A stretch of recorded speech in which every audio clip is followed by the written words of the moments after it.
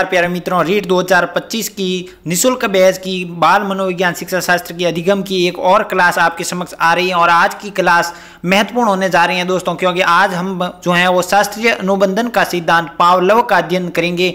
इस सिद्धांत को हम पढ़ के समाप्त कर लेंगे दोस्तों, और हमारे एग्जाम में जो भी एक प्रश्न आएगा उसे प्रश्न को सही कर देंगे मात्र 10-12 मिनट की क्लास में। तो पूरे ध्यान मनोयोग के साथ बने रहिएगा। प्रयास है त्रुटि थोंडाई का हमने पढ़ लिया पिछली क्लास।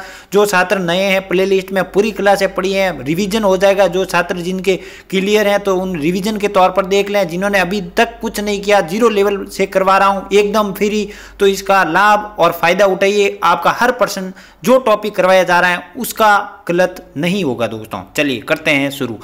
तो देखिए, सबसे पहले सबसे प्रमुख प्रश्न आया हुआ है, सिद्धांत का नाम और किसने दिया, ये तो आपको याद रखना है, मुझे बोलने की जरूरत ही नहीं रहनी चाहिए। इवान पेट्रोविच पावलोव इनका पूरा नाम है। रूस के ये विद्वान थे, मनोविज्ञान थे। शास्त्रीय अनुबंधन पावलोव का सिद्धांत दिया 1960 में दिया। और सबसे मोस्ट इंपॉर्टेंट, ये शरीर जो है वो क्रिया शास्त्री थे। इन्हें जो है वो चिकित्सा के क्षेत्र में 1960 को नोबेल पुरस्कार मिला। तो क्वेश्चन आ सकता है साइकोलॉजी बाल मनोविज्ञान में कि ऐसे जो है वो मनोवैज्ञानिक जिनको नोबेल पुरस्कार प्राप्त हुआ, तो वो कौन है? पावलोव है दोस्तों। इनके सिद्धांत के उपनाम देखिए, प्रयास है त्रुटि के सिद्धांत के भी उपनाम याद रखिएगा और इनके भी उपनाम याद रखिएगा। उपनाम रखने का याद सबसे महत्वपूर्ण बात यह रहेगी, क्योंकि अगर आपको ये शास्त्रीय अनुबंधन नाम से सिद्धांत पूछेगा ही नहीं, तो वो प्रश्न अगर बनाना है तो वो क्या पूछेगा? वो पूछेगा अनुकूलित अनुक्रिया का सिद्धांत किसने दिया, ये पूछ लिया तो फिर आप क्या करोगे? अनुबंधित अनुक्रिया का सिद्धांत कहा जाता है इसको, शास्त्रीय अनुबंधन का सिद्धांत कहा जाता है इसको संबंध प्रत्यावर्तन का सिद्धांत कहा जाता है,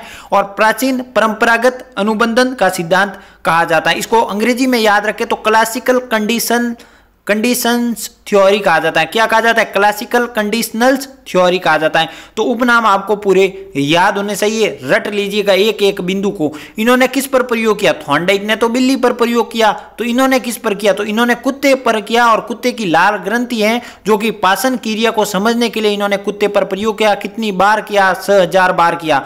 और इनके याद रखिएगा, अब यहां पर 2 शब्दावली आपको याद रखनी है, विशेष 2 उद्दीपक और 2 अनुक्रियाएं बताइए। अब ये है क्या? स्वाभाविक उद्दीपक यानी जो व्यक्ति के स्वभाव में है वो क्या हो गई? स्वाभाविक अनुक्रिया। कैसे हो गई? जैसे कि आप जो रास्ते में चल रहे हो, पीछे से आपको कोई आवाज दे तो स्वाभाविक आप अनुक्रिया क्या करोगे? आप पीछे मुड़ के देखोगे। तो ये क्या हो गई? स्वाभाविक उद्दीपक और स्वाभाविक अनुक्रिया। अस्वाभाविक उद्दीपक से क्या होगा? अस्वाभाविक अनुक्रिया होगी। जो आपके स्वभाव में नहीं है फिर भी आप उसको जो है वो क्रिया कर रहे हो, अनुक्रिया कर रहे हो, वो क्या होगी? अस्वाभाविक उद्दीपक जो है वो अनुक्रिया। ये समझ में नहीं है तो कोई बात नहीं, इस सिद्धांत को समझिएगा, आपका कॉन्सेप्ट क्लियर हो जाएगा। सबसे पहले बात याद क्या रखना है, ये सिद्धांत किसने दिया ये याद रखिएगा। नोबेल पुरस्कार मिला, इनके उपनाम याद रखिएगा और इन्होंने प्रयोग किस पर किया, इतनी बात अभी तक आपको याद रहनी चाहिए। अब प्रयोग को बारे में चर्चा करते हैं। देखिए, प्रयोग क्या है समझना है आपको। पहला चरण, इन्होंने कुल प्रयोग के 3 चरण दिए हैं। 3 चरण समझोगे आपका ये सिद्धांत से प्रश्न गलत नहीं होगा। पहला चरण दिया इन्होंने, इस सिद्धांत को नाम दिया अनुकूलन से पहले। यानी अनुकूलन से पहले क्या किया? एक स्टैंड से इन्होंने कुत्ते को रस्सी से बांध लिया, स्टैंड से बांध लिया। अब क्या किया? इसके सामने भोजन रखा। अब भोजन को मैंने जो थॉर्नडाइक का सिद्धांत करवाया पिछली क्लास में, मैंने कहा भोजन को क्या कहना है? उद्दीपक। क्या कहना है? उद्दीपक। तो भोजन क्या हो गया? स्वाभाविक उद्दीपक, जो स्वभाव में आता है। और जो भोजन देते हैं उससे क्या कुत्ते की क्या आती है? लार। तो लार का आना भी क्या है? स्वाभाविक जो है अनुक्रिया। मैंने कहा आप रास्ते में चल रहे हो, किसी ने किसी आवाज दी और आपने जो पीछे देखा, ये स्वाभाविक क्या है? उद्दीपक है और स्वाभाविक अनुक्रिया किया हमने। तो किसी भी आप जो है वो भारत के पूरे विश्व के किसी भी कुत्ते के सामने जब भोजन दोगे तो उस भोजन से पहले उसकी लार आएगी। तो ये क्या है? स्वभाव है दोस्तों। भोजन से लार आना कुत्ते का क्या है? स्वभाव है। किसी भी कुत्ते को आप भोजन दोगे तो उसके सबसे पहले लार आएगी। तो जो कुत्ते ने भोजन देखा तो उसने क्या की? स्वाभाविक अनुक्रिया की।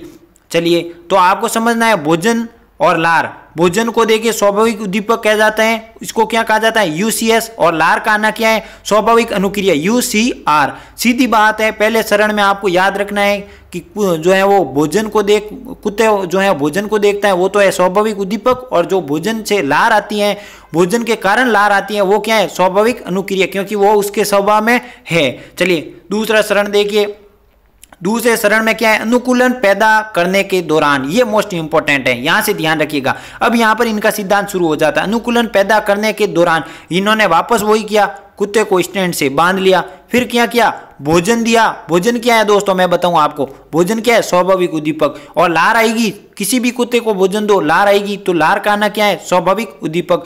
अब किया इन्होंने ध्यान रखिएगा, इन्होंने भोजन दिया। भोजन जैसे कि कुत्ते को भूखा रखा, भूखे कुत्ते को अब भोजन देना है, तो भोजन से पहले जस्ट 5 सेकंड पहले इन्होंने जो है वो एक घंटी बजाई और 5 सेकंड के अंदर अंदर उनको भोजन दे दिया कुत्ते को। तो इन्होंने क्या धीरे धीरे क्या किया, भोजन देने से पहले इन्होंने घंटी बजानी शुरू कर दी और घंटी बजाते ही 5 सेकंड में कुत्ते को भोजन दे देते थे। तो इससे क्या हो गया, हो गया, जैसे ही कुत्ते को जो है घंटी की आवाज सुनाई देती थी, कुत्ता लार टपकाना शुरू कर दिया। यानी उसको भोजन अभी दिया नहीं, फिर भी उसने लार टपका दिया। ये मोस्ट इंपॉर्टेंट है, इस फैक्ट को समझिएगा। यानी पहले चरण में कुत्ता क्या करता था, भोजन को देखकर लार टपकाता था।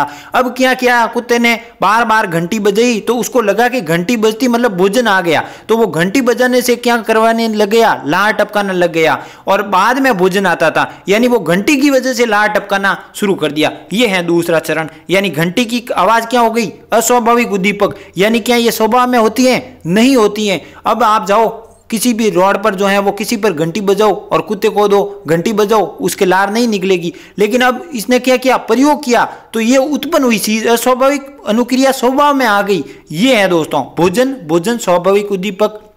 अंग्रेजी वाले याद रखिएगा, घंटी की आवाज CS, भोजन से स्वाभाविक अनुक्रिया यानी UCS, और लार का आना UCR यानी स्वाभाविक अनुक्रिया। तो इन्होंने क्या किया, वही निष्कर्ष है। एक दिन में ऐसा आया कि कुत्ता घंटी की आवाज सुनने से ही लार टपकाने लग गया।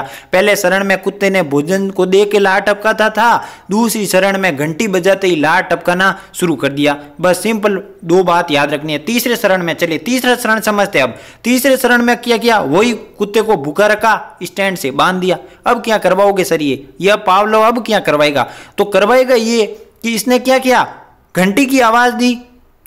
अब घंटी की आवाज बन रही है और लार काना हो गया, भोजन देते ही नहीं था। तो ये क्या हो गई, अब देखिए घंटी बजाता लार उत्पन्न हो जाती, मतलब घंटी की आवाज क्या है, अस्वाभाविक उद्दीपक, और लार का आना क्या है, ये स्वाभाविक उद्दीपक। ये क्या है, अस्वाभाविक, माफ कीजिए, ये अस्वाभाविक उद्दीपक है। कैसे हो गया, जैसे कि भोजन को देखकर तो अब लार आ नहीं रही है, आ किससे रही है, घंटी की वजह से लार आ रही है। तो ये हो गई क्या, अस्वाभाविक उद्दीपक जो है वो अनुक्रिया दोनों में हो गई। घंटी की आवाज कुत्ता जो सुनता, अस्वाभाविक उद्दीपक है, उनको लगता है भोजन आ जाएगा, लेकिन वो घंटी नहीं लार ही टपकाता था। तो ये हो गया अस्वाभाविक अनुक्रिया। चलिए निष्कर्ष रूप में, अगर इतना करके समझ में नहीं आ गया तो निष्कर्ष रूप में समझिए कि किसी अस्वाभाविक उद्दीपक के साथ अनुकूलित हो जाने पर वह स्वाभाविक उद्दीपक के प्रभाव में अस्वाभाविक उद्दीपक के साथ पुनरावर्ती तत्व होने या संबंध प्रत्यावर्ती होने के कारण सरलता से अनुक्रिया करता है। कैसे, कोई भी अस्वाभाविक उद्दीपक यानी घंटी हो गई, उसके साथ अनुकूलित यानी उसके घंटी के साथ जो है वो बार बार प्रयोग किया, उसके साथ जुड़ गया, तो स्वाभाविक उद्दीपक के प्रभाव में यानी भोजन के प्रभाव में वो उसके साथ पुनरावृत्ति करता है। जैसे कि उसको कुत्ते को भोजन नहीं दिया जाता था, पहले घंटी बजाई जाती थी, वो घंटी के साथ उद्दीपक जो है वो क्या हो गया, उद्दीपन हो गया घंटी के साथ, तो वो घंटी को देखकर ही लार टपकाने लग गया। लेकिन पहले क्या था, पहले भोजन को देखकर लार टपकाता था। चलिए पावलोव, ये इन्होंने क्या कहा, अनुकूलित अनुक्रिया यानी प्राणी स्वभाव में, प्राणी जब अनुकूलित अनुक्रिया करता है यानी बार बार वो क्रिया करता है तो वो प्राणी के स्वभाव में आ जाती है, जिससे क्या निर्माण होती है, आदत निर्माण होती है। और आदत से कोई कार्य खाली संकेत मात्र से ही हो जाता है। कैसे हो जाता है, आपको याद रहने से, जैसे घर में मान लो आपका कमरा है, आपको पता है आपका चार्जर कहाँ है, आपका मोबाइल आप कहाँ रखते हो, आपका जो है वो कंघा कहाँ है, तो आप जो है कुछ भी सोचते सोचते या कुछ भी काम करते करते आप अपने कंघे पर पहुंच जाओगे, मोबाइल चार्जर पर पहुंच जाओगे। क्यों, क्योंकि बार बार आप वहां पर रिहर्सल हो चुके हैं, प्रयास अभ्यास किया है, तो वो क्या हो गई, अनुकूलित अनुक्रिया। अब यहाँ पर मोस्ट इंपॉर्टेंट प्रश्न यहाँ से बनने शुरू हो जाएंगे। ये तो थी पूरी थ्योरी यानी कॉन्सेप्ट। प्रश्न आता है कि इनकी जो सबसे ट्रेंड प्रश्न रहता है कि इनकी शब्दावलियां पूछी जाती हैं, 4 हैं शब्दावलियां, याद रखिएगा। पहली क्या है, विलोपन, दूसरा क्या है, संबंध परिकरण जो है प्रकटीकरण, तीसरा क्या है, सामान्यकरण, और चौथा क्या है, विभेदीकरण। ये चारों याद होनी चाहिए। अब इनके अंदर क्या है मैं आपको समझा देता हूं। देखिए विलोपन का क्या अर्थ होता है, नियमित रूप से अनुकूलित उद्दीपक या अस्वाभाविक उद्दीपक से अनुक्रिया जो है वो अस्वाभाविक अनुक्रिया बंद हो जाती है। यानी क्या हुआ, नियमित रूप से क्या अनुकूलित जो है वो उद्दीपक है या अस्वाभाविक उद्दीपक से अनुक्रिया बंद कर देता है। यानी अगर आप रोजाना उसको घंटी की आवाज ही दोगे और भोजन दोगे ही नहीं तो वो क्या हो जाएगा, फिर अनुक्रिया बंद करने हो जाएगा। यानी आप भले कितनी घंटी बजाओ वो लाड नहीं टपकाएगा। यानी आपको क्या है, अस्वाभाविक उद्दीपक इतना ही नहीं करना है कि आप भोजन ही नहीं दे रहे हो, भोजन दे रहे हो तो वो क्या हो जाएगी, संबद्ध प्रकटीकरण। क्या हो जाएगी, संबद्ध प्रकटीकरण। कैसे कि आपने पहले तो इसमें विलोपन में तो भोजन घंटी ही बजाते थे, भोजन देते ही नहीं थे, तो धीरे धीरे वो क्या है, लाड टपकाना घंटी से ही बंद कर देगा। संबद्ध प्रकटीकरण यानी क्या किया आपने, जैसे ही घंटी बजाई पुनः वापस भोजन देना शुरू कर दिया तो वापस वो लाड टपकाना घंटी के साथ शुरू कर देगा। और सामान्य का सिद्धांत क्या है, अनुकूलन के बाद यानी घंटी के साथ अनुकूलन के बाद अनुकूलित उद्दीपक के लगभग समान दूसरे उद्दीपक के रूप में भेद नहीं कर पाता। जैसे कि अब घंटी के साथ वो जो है वो अनुकूलित हो चुका है तो उसको कुत्ते की जो है वो साइकिल की घंटी भी बजाओगे आप, चाहे कैसी भी घंटी बजाओ, वो घंटी बजाते ही लाड टपकाना शुरू कर देगा। क्यों, क्योंकि वो उसके साथ अनुकूलित अनुक्रिया हो चुका है। चलिए अंतिम देखिए, विभेदीकरण।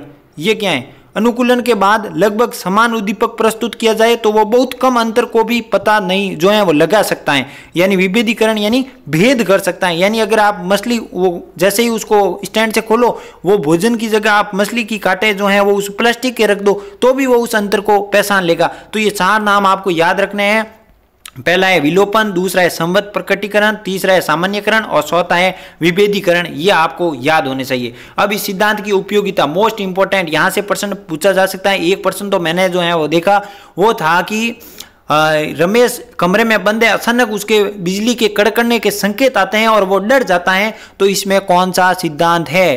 प्रयास है त्रुटि का, शास्त्रीय अनुबंधन पावलोव का, एकलवल्य गुथरी का, टॉलमैन का सीएन सिद्धांत क्या था, तो उसमें था शास्त्रीय अनुबंधन पावलोव का। कैसे था वो बताता हूं। भाषा सीखने में ये सिद्धांत काम आता है। कौन सा सिद्धांत, शास्त्रीय अनुबंधन, याद रखिएगा। गणित पढ़ाने में काम आता है। संकेत अधिगम में किसके अंक जो है वो अधिगम है, संकेत अधिगम में। सामाजिकरण में, चरित्र एवं आचरण निर्माण में इस सिद्धांत का उपयोग आता है। कार्यों को सरल बनाने में, मैंने कहा था नहीं आदत होती है उससे कार्य सरल हो जाते हैं। भय निवारण में, तो यहां से प्रश्न आया था कि भय निवारण में यानी रमेश को बिजली की संकेत लगी, डर लगा, तो वो डर की वजह से यानी इसको रमेश के डर को मिटाने के लिए कौन सा सिद्धांत हम जो है काम लेंगे, तो शास्त्रीय अनुबंधन पावलोव का। शिक्षण सहायक सामग्री का, आदतों या स्वभाव निर्माण का और दर्शन के विकास का, ये था पावलोव का सिद्धांत। दोस्तों आपको रट लेना है, समझ लेना है, 1% जरूर बनेगा। पुनः मैं आपको रिवाइज करवा देता हूं। देखिए हमने पढ़ा जो है पावलोव 1904 में शरीर शिक्षा शास्त्री, नोबेल पुरस्कार, फिर इन्होंने कुत्ते के प्रयोग किया था। इनके सिद्धांत उपनाम याद रखिएगा। 3 चरण बनाए। पहले अनुकूलन से पहले यानी कुत्ता पहले भोजन को देकर लाड टपकाता था, दूसरे चरण में किसको, घंटी को देखकर, और तीसरे में क्या हुआ, घंटी भोजन था ही नहीं, घंटी को देखकर ही लाड टपकाना शुरू कर दिया। और ये 4 शब्दावली याद रखिएगा, विलोपन, संबद्ध प्रकटीकरण, सामान्यकरण और विभेदीकरण, और फिर इनकी उपयोगिता। मिलते हैं अगली क्लास में, तब तक के लिए नमस्कार, जय हिंद, जय भारत दोस्तों।